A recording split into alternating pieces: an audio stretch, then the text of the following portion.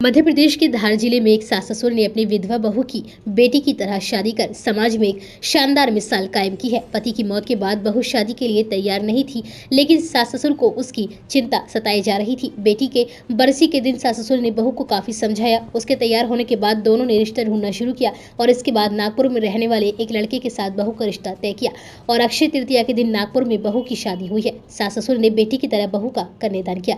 दरअसल SBI से retired अधिकारी युग प्रकाश तिवारी धार जिले के प्रकाश नगर में रहते हैं। परिवार में सब कुछ सही चल रहा था। कोरोना की दूसरी लहर के दौरान परिवार पर दुखों का पहाड़ टूट गया। इंजीनियर बेटे प्रियांक तिवारी को कोरोना हो गया। भोपाल में इलाज के दौरान 25 अप्रैल 2021 को बेटे का निधन हो गया। बेटे के निधन से परिवार की खुशियां खत्म हो गई।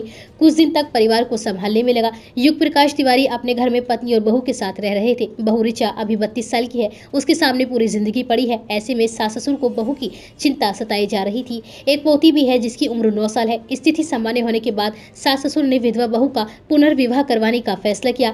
सास ससुर के फैसले पर बहू राजी नहीं थी। बेटे की पहली बरसी के दौरान दोनों ने मिलकर बहू को काफी समझाया। इसके बाद वह शादी के लिए राजी हो गई।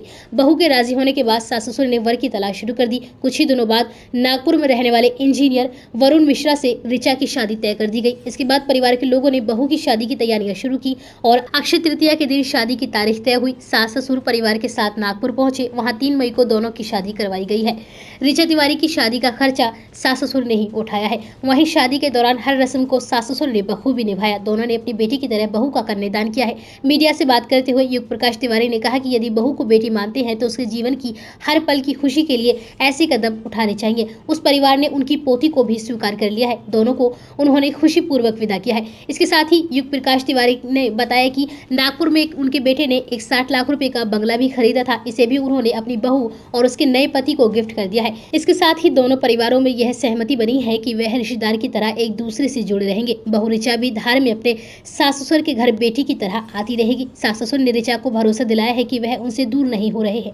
युग प्रकाश तिवारी ने कहा कि हमने अपनी बहू को घर से दूर नहीं किया है, बल्कि उसे बेटी की तरह विदा किया है। बेटे का ऐसा हो गया था अचानक ही, इसलिए मैंने एक मन भारी भी था। हाँ, वो भी साथ में उन्होंने बहुत अच्छे से अपनी, मैंने पहले वो बोलते हैं कि मैं अपनी बहन मानूंगा, फिर अपनी लड़की, और वो उसको हमेशा अपने पास ही रखते हैं। हमारी रहने वाली वह नागपुर की है। वही नागपुर में हमको लड़का मिला, मतलब परिवार के था, मतलब तो उसी से अच्छा से अच्छा परिवार था। वो भी लड़का भी है, मतलब हमको ठीक लगा। इस हिसाब से हमने इसकी सलाह दी।